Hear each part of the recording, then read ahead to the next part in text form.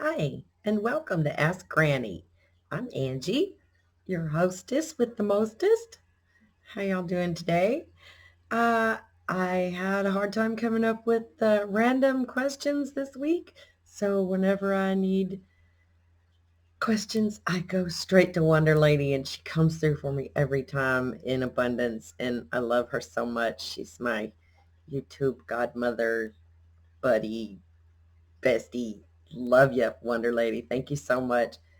Um, she sent me one that I hadn't thought about. Uh, what is a good age for a child to be considered mature enough to babysit? And I didn't have a really good answer for it, so I actually did go do a little googling and looked around to see. Most of the states here in the United States don't have rules as far as how old your child has to be in order to be home alone, let's say, whether in charge of another child or not, but to be home without parental supervision. The Red Cross says you have to be 11 to take their first aid and CPR course. So there's that little milestone, which is always good to have. If you're going to leave a young'un in charge, make sure they're prepared. My litmus test for being left in charge of yourself first of all, because they get to be in charge of themselves first before you let them be in charge of another, um, is do they do routine stuff that they know that they're supposed to do, like brush their teeth, pick up their shoes?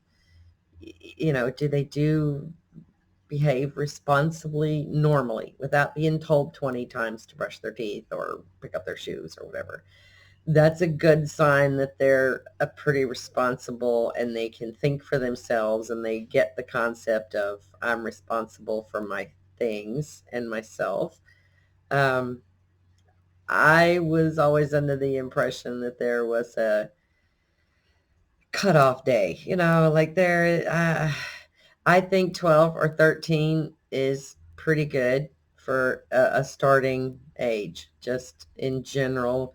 Of course, we know supposedly, I say we know, I was taught that girls mature a little faster emotionally, mentally, and otherwise than boys do. So maybe a girl would be ready younger than a young man might.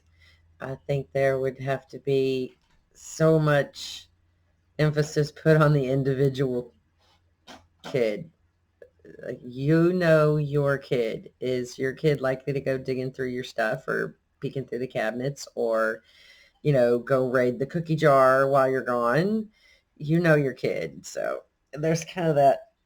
Do you trust them?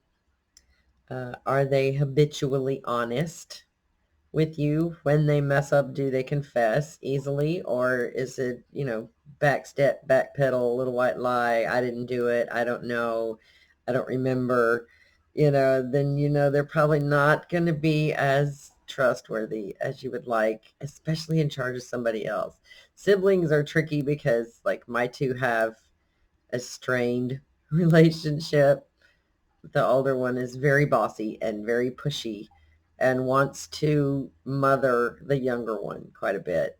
And I have to get onto her a lot because it's like, you're not her mom. You're not responsible for what she does. You don't have to correct everything that comes out of her mouth.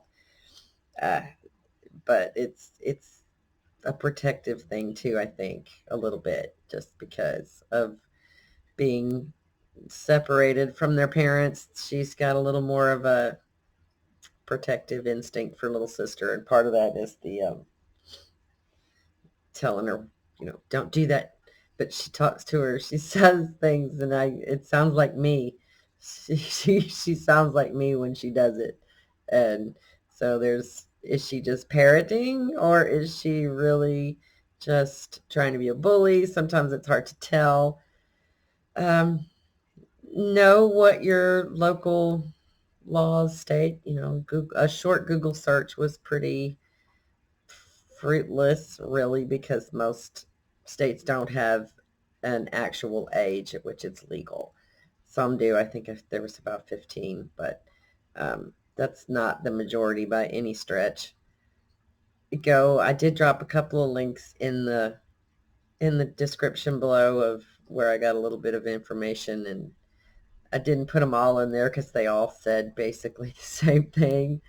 Uh, so you're welcome to check your local rules and make sure that if you're going to leave someone in charge, that your house is safe to leave a young person, young, curious person in charge of. Put your dangerous things away. Teach them. Teach them. This is something that will hurt you if you mess with it. This is something that can make you very sick. This is something, educate your youngins. Make sure they have something, backup plan. Practice, you're here babysitting and this happens. What you gonna do? And backup plan is usually pick up the phone and call for backup.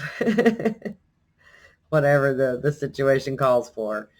So use your good judgment as good parents, and you know this is not designed for kids. This is not something that I want kids to watch. But if there by perchance happens to be a person who's considering getting a babysitting job, ask yourself these questions. If there was an emergency, what would I do? Am I prepared? How do I handle stress? Because kids, especially other people's children, are very stressful, uh, because they don't ever behave the way you think they're going to. It's always a surprise, almost always, I suppose. But there's a lot to be said for knowing your kid, and teach your kid to be responsible. Teach them this is what's necessary to be a grown up. I tell mine are little now, and I tell them all the time, my job is to teach you how to be a good grown up, so that by the time your body is grown, your brain is ready. And if they haven't figured it out, if they are not responsible or can't pick up their stuff, pick up after themselves, or remember to brush their teeth or bathe or things like that, and then they're 16 or so, I've failed. I have failed, and that's something that I don't wish on anybody. But uh, I struggle a little bit with mine being spoiled now because they're the grandbabies, and that granny part wants to spoil them, and the mommy part wants to make sure they grow up to be good little humans, little, good grown-ups who, take care of themselves and know how to do that. Teach them. Make them come in the kitchen when you're cooking and help you, so they know how to use the can opener, and so they know how to use the microwave, and they know how to pour a very heavy jug of milk with two hands without sloshing it all over the counter.